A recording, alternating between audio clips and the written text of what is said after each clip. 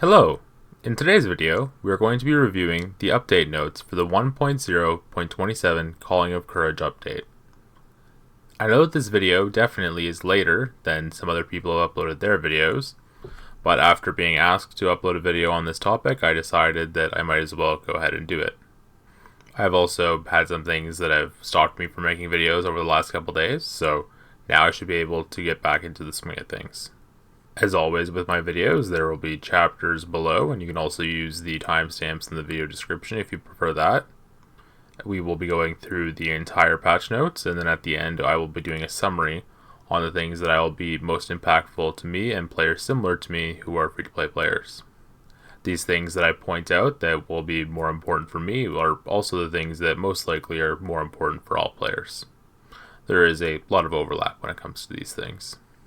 Without further ado, let's go ahead and get into the patch notes.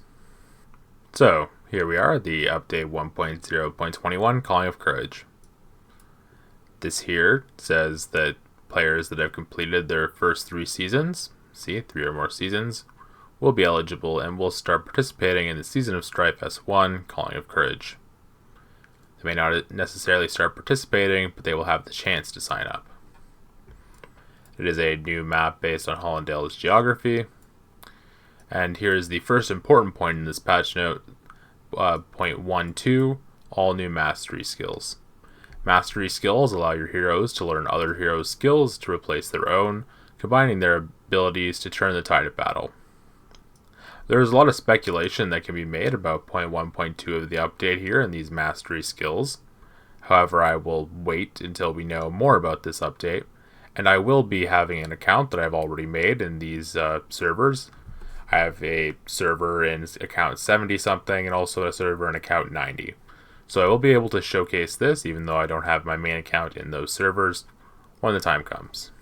Now in point 1.3, we have new season building, the Alliance Siege Bastion. Alliance Siege Bastions can attack other Alliance buildings and can be garrisoned by deploying legions. They can expand your alliance's territory while also serving as a strong defensive front line. So I'm not sure what exactly this is going to be. If it is a siege bastion, I'm not sure if this means that it will be mobile or if it will be stationary. I'm not sure how it will be able to destroy alliance buildings if it is stationary, so I imagine it'll be some form of mobile structure. It will be interesting to see how this will work exactly. And again, you can make a lot of speculation about this, however, it is something that we will unfortunately just have to wait and see.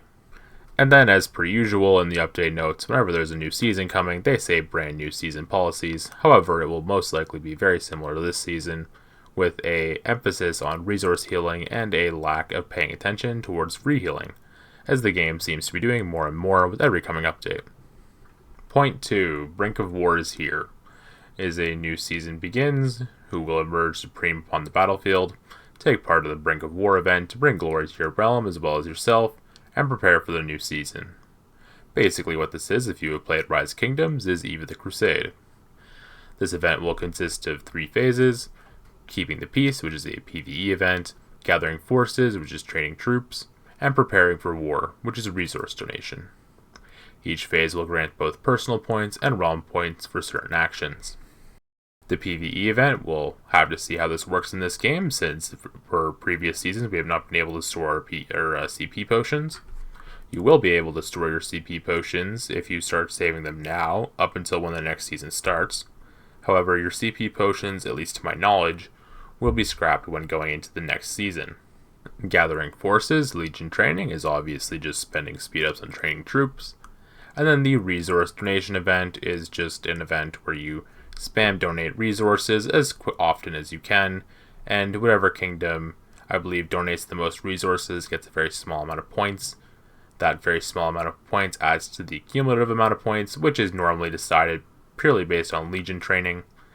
And basically I believe it's whatever kingdom has the most points at the end of the Brink of War event receives a damage buff for the entire duration of the KVK. Realms about to enter the new season together will contend for dominance and for their place in the rankings. Personal points determine personal rankings, while realm points determine realm rankings. Personal points will likely come with rewards. consisting of probably 20 gold heads for first and some gems and speed ups, and then 15, 10, 5, 2, 1, and then just speed ups. Probably decent rewards for the top 10 and 20 placers, and not much after that. Yes, personal rankings will determine player rewards. Realm rankings determine the buffs the realm will receive throughout the season. This will likely be a damage buff, maybe a march speed buff, a training buff, something like that, we will see. When the Brink of War event ends, the new season will begin. Players from different realms will be able to relocate to the season map. So this basically just means after this event ends, you'll be able to play the game. Congratulations.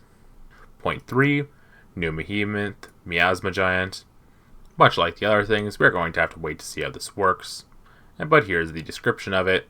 After spending years living in poisonous murky swamps, some giants began to adapt to their surroundings. Not all gigantic life forms are able to survive the effects of such corrosive poisons.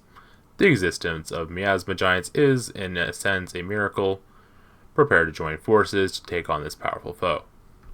This will probably be a mixture between the necrogiant and the hydra, but we will see. The fourth point in this event note is the Tomes of Wisdom event series. There is not very much here that is interesting, however, I guess we can read it anyways.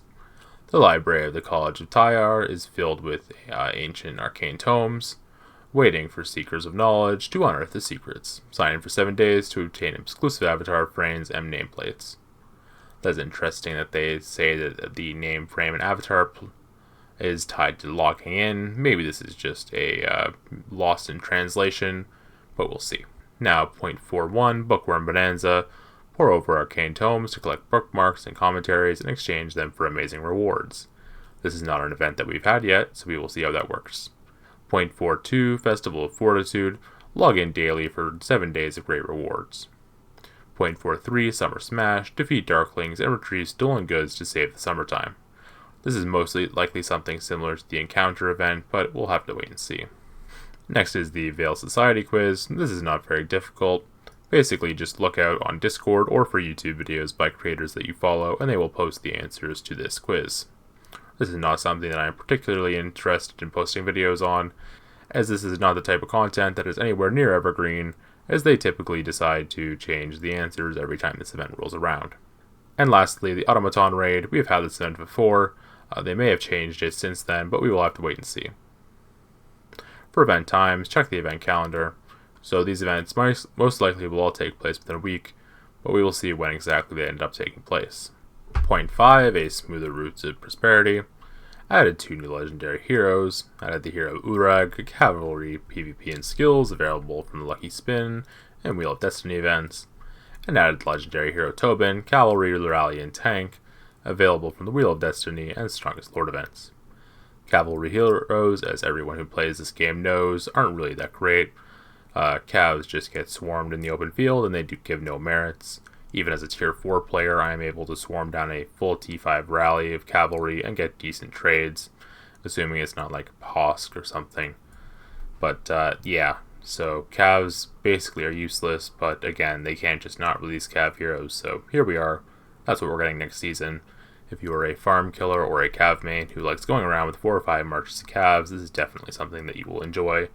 But for the majority of players, this is not something that I think you should spend on, unless for some reason they're insanely busted, but we will have to wait and see what they do next season.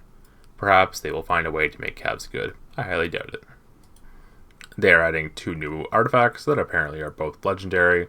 One is the Wolfhour Horn, which is Cavalry, PvP, and Assault, available from the Forge of Light and Riches of the Forest event. And they're finally adding an event to the Universal Artifact Compendium, the Mana Stone Hunter, which will most likely be a gathering artifact, but we will have to wait and see. It is called the Mana Stone Hunter, and collecting Mana Stones is a form of gathering, so we'll have to see if that's what it is. All-Arounder could imply it's gathering-based, or it could just imply that it's maybe speed and health, or health and defense, or health attack, something like that. We will have to wait and see what this artifact does. This is something that I'm very interested in. However, obviously as a free-to-play player, it's going to probably take me like a year and a half until I get this, but we'll wait and see. Now for something that I'm very excited about, 4.3 here, a new feature, the Exchange House. The Merchants Guild of Tigar has opened an exchange house to provide its trading services to lords across the land. You can exchange coins of the exchange house to purchase resources, gold, wood, ore, and mana. Selling resources will earn you an equivalent amount of gems. You can always rely on the Merchant's Guild for trustworthiness and speed, whether you're a high-rolling merchant or dirt poor peasant, will bring prosperity to Tamaris together. Yours, Kella. This will be very interesting to see how this works. Once we do have this in game, I will put out a video on it, of course. This is something that is game changing, especially for a free-to-play player. If you do not have farm accounts yet, I would consider looking into doing that. I'm going to be putting out a video on farm accounts very soon, probably, if I had to put a time constraint on it, I would say 3 days. We'll have to wait and see. It's something I've been wanting to do for a while, and with this update, this is something that makes it more worth it than ever to put out a video on farm accounts. Unfortunately, you can't make farm accounts year-round.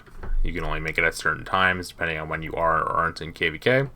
However, you can start working on a farm account and then migrate it in when you're out of KVK, as all it takes is 400,000 Alliance credits, which is pretty easy to get. Point 4.4. Alliance Market replaced and upgraded. The Alliance Market is now the Bazaar. It retains all of its original features, but you can also use it to trade resources at the exchange house. Very interesting. This is something that is very controversial here. Weekly transport limits and loot limits have been merged. The combined weekly transport loot limit has been increased to a maximum of 2 billion at Bazaar level 25. 2 billion is an increase of like 15%, 7 times, not 15%. Roughly 7 times. A very big increase. This is a reason why it is more important now than ever to make more farm accounts, since before you could maybe get by with 2 farm accounts, providing 300 million or at least 100 million resources per week. However, now that you can transfer 2 billion resources per week, that it makes it more incentivizing than ever, or gives you more incentive than ever, rather, to make farm accounts. Anyway, this is going to be a topic for another video, or maybe just the end of this video. We will have to wait and see. Point 5. The Warped Systems Upgrades. Change the names of certain Warped skills to clarify the connections between enhanced skills. Increase the advance. We can give you also a example of this real quick. Let me also go ahead and send out a barb for it, and then I will go ahead and show you what I'm talking about. So here we are in the pet house. This pet here is called Forceful Shadow Hunter. In the future update, it is going to be called Advanced Shadow Hunter. This skill here, Forceful Ravage, is also going to be called Advanced Ravage. Basically, you have your talent skill, and the amplifying or modifying skill is going to be called Advanced Skill. So that is just to decrease confusion, and it also allows you to have slightly more differential between if you go and add the end of season skill on here, and during Shadow Hunter, this skill will look and sound more different than Forceful Shadow Hunter, The advanced word that is consistent between all different types of pets will allow you to know what's what. Anyway, back to the patch notes. So they are also increasing the number of sources you can obtain Warped skill cards from. When refreshing the talent skill cards, the Merit Store, Crystal Store, and Exchange House, more types of skill cards will appear. Something that caught my eye here is the Crystal Store. I believe this is going to be similar to Rise of Kingdoms, where there is a store where you can buy things with KVK coins. I think that's the only thing that makes sense here, because they can't really be talking about Yggdra crystals, unless maybe they are. However, historically those have only been issued at the end of the season, and I'm not sure how those would be issued throughout the season, and why you would be able to refresh that shop.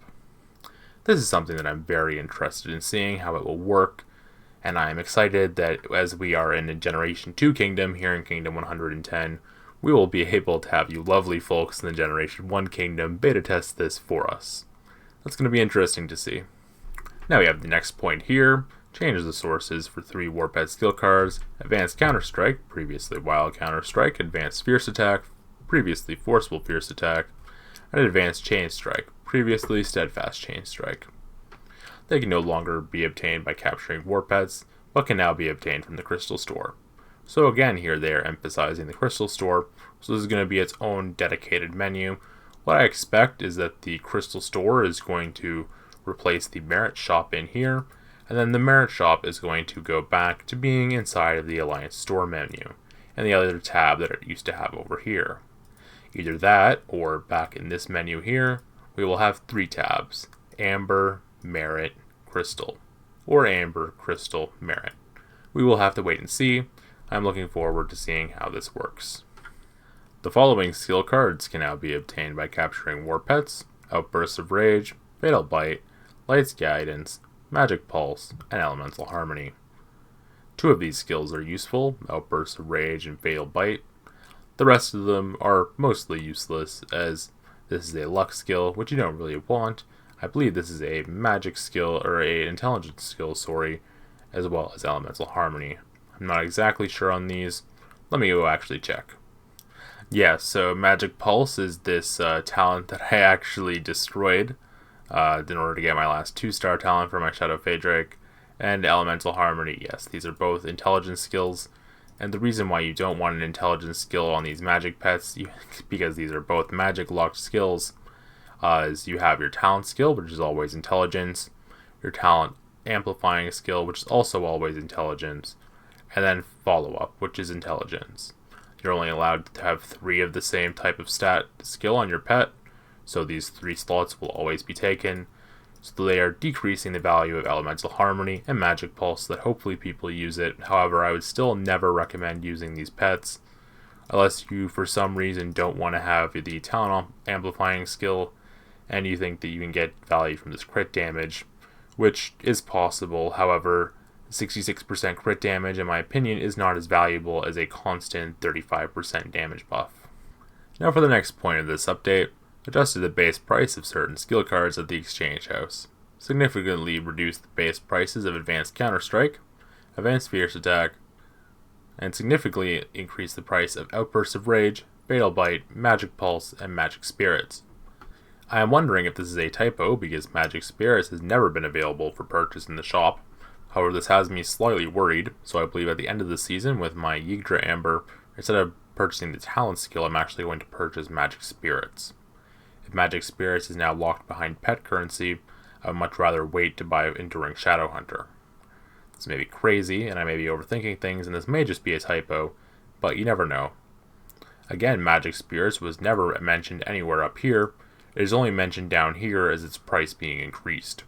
Perhaps this just means that the sell price is being increased, however I have no idea, as it again is not clarified. Added a new War Pet skill card quick upgrade feature. You can now quick upgrade 0-star and 1-star War Pet skill cards. You are guaranteed to receive your desired skill card after quick upgrading them. I believe this is something that you are able to do inside of your bag and not on the pet itself. If this is the case, this is very good, and will mean that you will no longer have RNG for getting a 3-star talent pet after releasing a 0-star skill. Much more storage space has also been granted for skill cards, with each storage space upgrade. Players who have already expanded their storage, which I have, will have it proportionally increased. So again, this is a great thing to see. More space for skill cards, the better. In my opinion, this should not be pay-gated at all. Sure, you're going to get some whales hopping in at the start, but now I think people are just finding it annoying.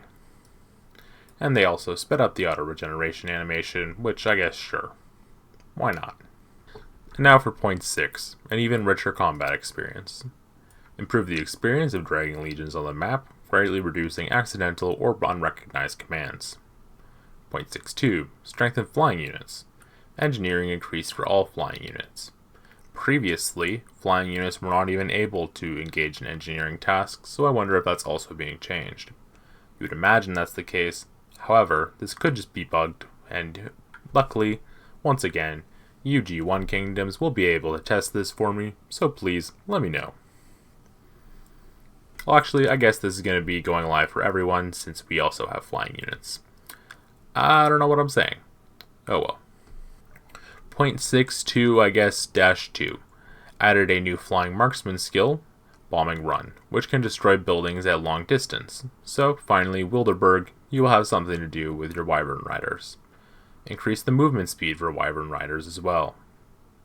Oh, wait, increase the movement speed for both Wyvern Riders and Marksmen in general. Interesting. So this may invalidate the March speed optimizations I was doing with my archers. I'll have to look into that. So maybe if you watched my previous video, don't go ahead and reset your talents yet. Wait and see what this update means. We'll have to wait and see. Adjusted Flying Marksman Unit Skill Wildfire.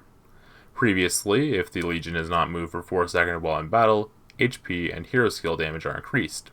Now when launching a normal attack, chance to trigger an increase in HP and normal attack damage. So instead of this having a 4-second cooldown, or a 4-second delay, which is really bad because you don't want to be standing still for 4 seconds, it is now a chance, which is much, much better. And for all the farm killers out there, while I do hate you, I also appreciate you in a certain way. There is a new Flying Cavalry unit skill, Eagle Strike, if there are no other friendly legions within a certain range of your legion, which there never is when you're farm killing, they deal more damage. There is no debuff here, you guys just do more damage now. So let's go, instead of using 3 marches with your farm killing, you're probably going to want to micro marches that are separated from each other, that way you get that extra little damage buff. I'm not sure how exactly this will work. You will have to test it yourselves and get back to me. There is no way that I'm changing to Sylvans. It's not Sylvans, sorry. Whatever the Elks are called. Let's go ahead and actually see what the Elks are called. I don't know why I don't know this. Spring Wardens. There we go, not Sylvans. Yes, Spring Wardens. Let me know how that goes, Spring Wardens who use your flying Cavs. Good stuff. Anyways, let's go ahead and scroll back down. Alright, sorry that took me a little bit to find. Now for point 6.3, improved user experience for the artifact Rattle Spear. You can now cast Vicious Strike, which is the ability for Rattle Spear, more quickly. And any orders issued to a legion while the skill is being cast will be carried out immediately when the skill ends. This is very good to see. Personally, I've never used Rattle Spear except for, I guess, in events where you're able to use it. But yeah, this is a good thing because the people who do have Rattle Spear, I know that they complain about it quite a lot. Previously, deals damage in a forward arc, strikes 3 times, each strike has a short charge up, the direction of the strike can change slightly each time. Now, strikes 3 times in a designated arc, the first strike has a short charge up, the direction of subsequent strikes can change depending on the target's location. Any other unmentioned skill mechanics and values have not been changed. Interesting. Point 6.4. New compatibility recommendations. Compatibility recommendations will be shown when selecting heroes, artifacts, and war pets in the hero, artifact, and war pet screens. So basically this is just a little helping hand for noobs who do not want to look up guides, which is in general a very, very good thing. Now for 6.5, reduce the cost of sieges. When attacking enemy cities, 35% of severely wounded units will die, down from 50%. This is a very good thing and will make rallying tier 5 players in the upcoming season more of a viable thing. In previous seasons, if you're rallying anyone above 90 million, you are going to get punished very hard. With this update, you'll get punished slightly less. You will lose 1/4, roughly, less troops. That is a very good thing to see from the developers. Point 6.6. Reduce the cost of healing. Base cost of resource healing has been reduced by 25%.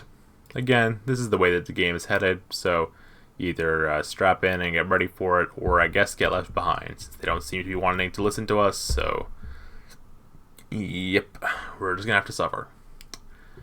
Point 6.7. Improved healing. You can now filter for unit type when healing. This is something that has been suggested by several people, me included.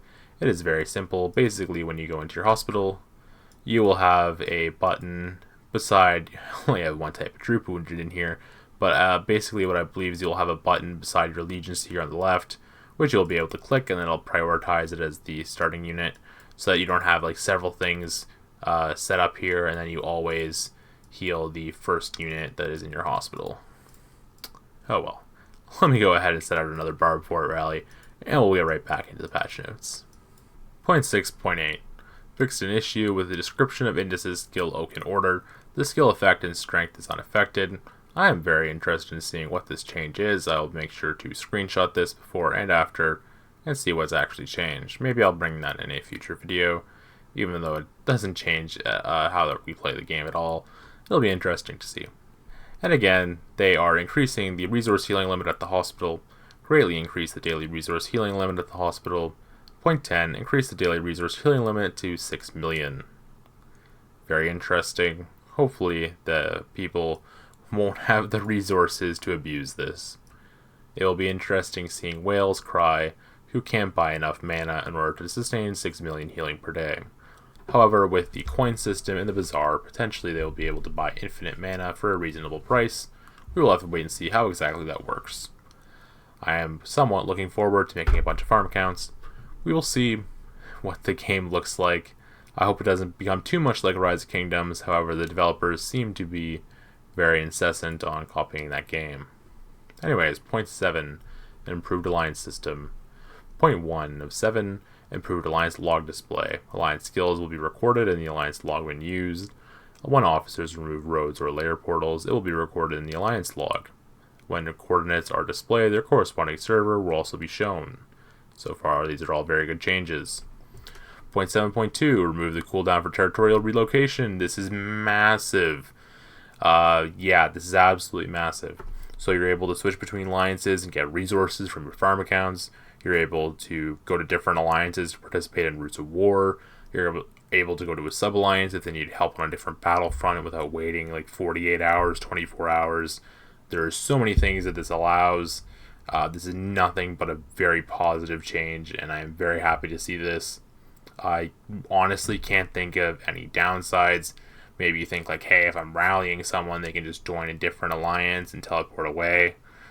But so what? You know, like, at least now we're able to teleport places. This is nothing but good. Very happy to see this. Anyways, I got very excited. Let's go ahead and read this in its entirety. Remove the cooldown for territorial relocation.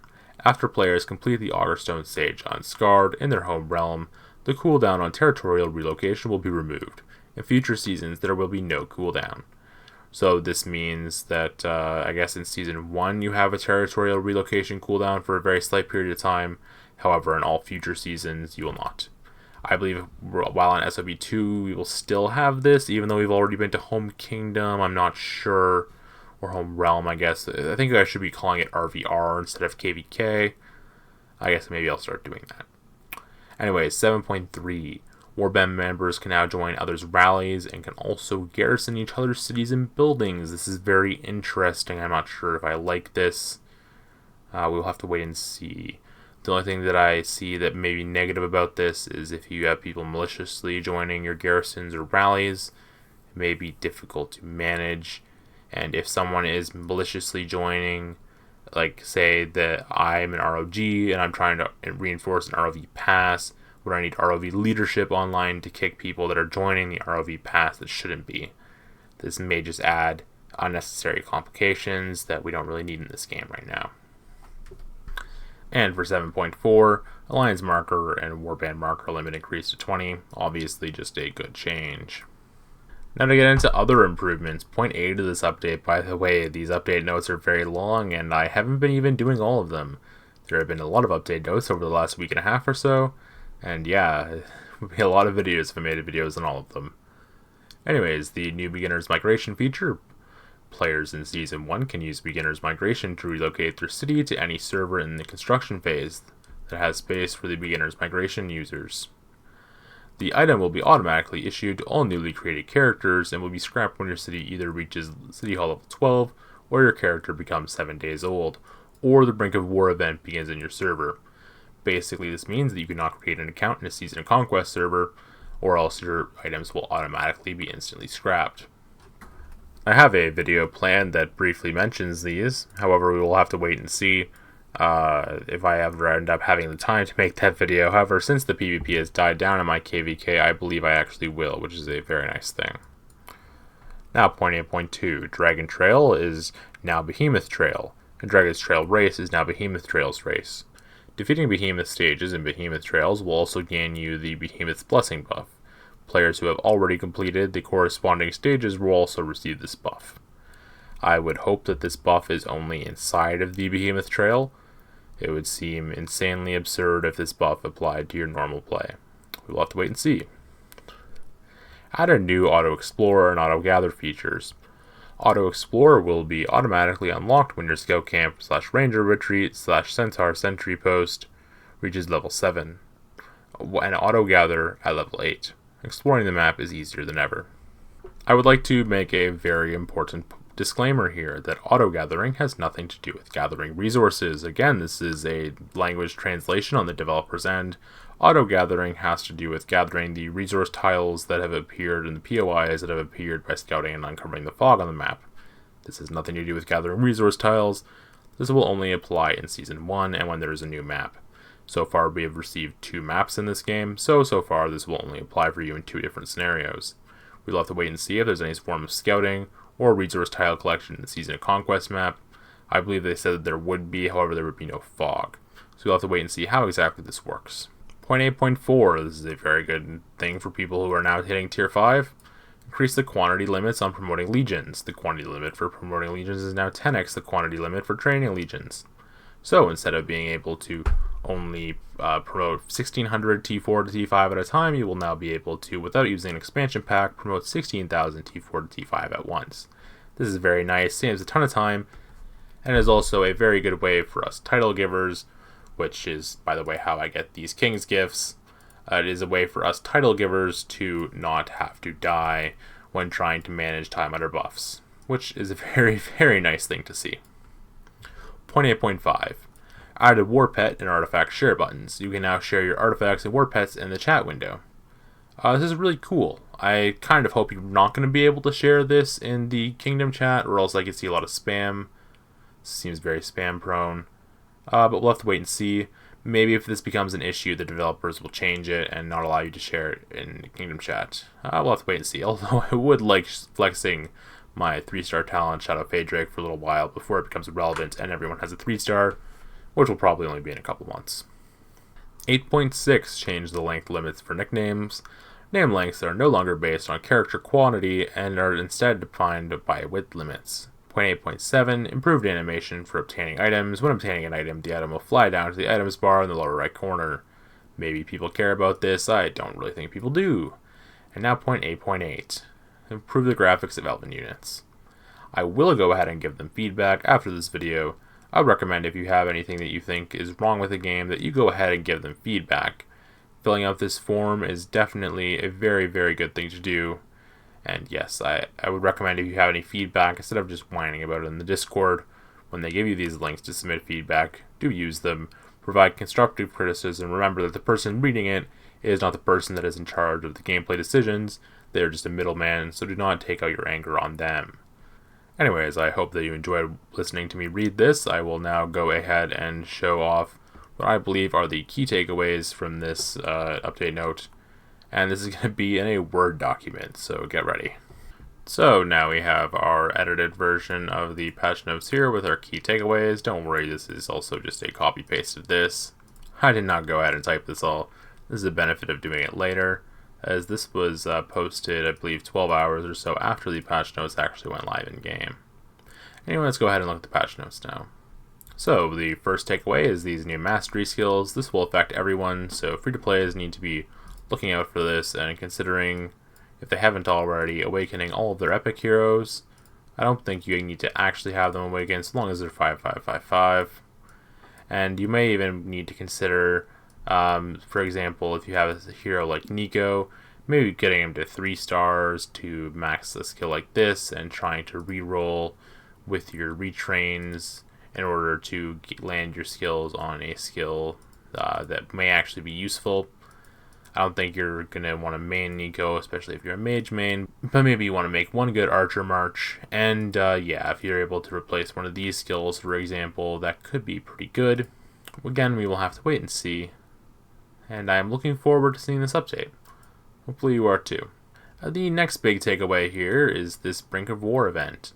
If you are not planning on saving your speed-ups for a very large power push like a Strongest Lord event, then make sure you have at least some speed-ups for the training phase.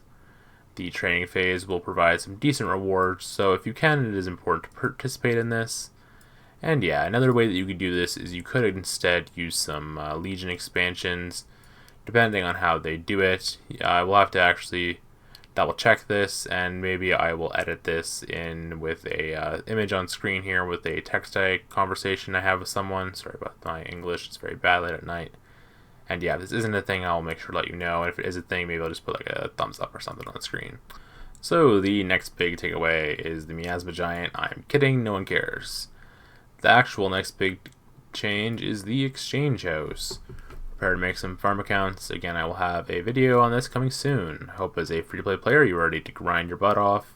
So far in this game, being a free-to-play player has been pretty relaxed in my opinion. You don't have to do very many things, and your gem cap is even capped at 1,000 per week.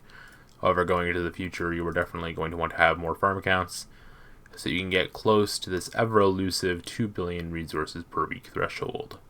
I don't think I'm ever going to make it there personally, but I think my goal is to eventually be over 1 billion resources per week.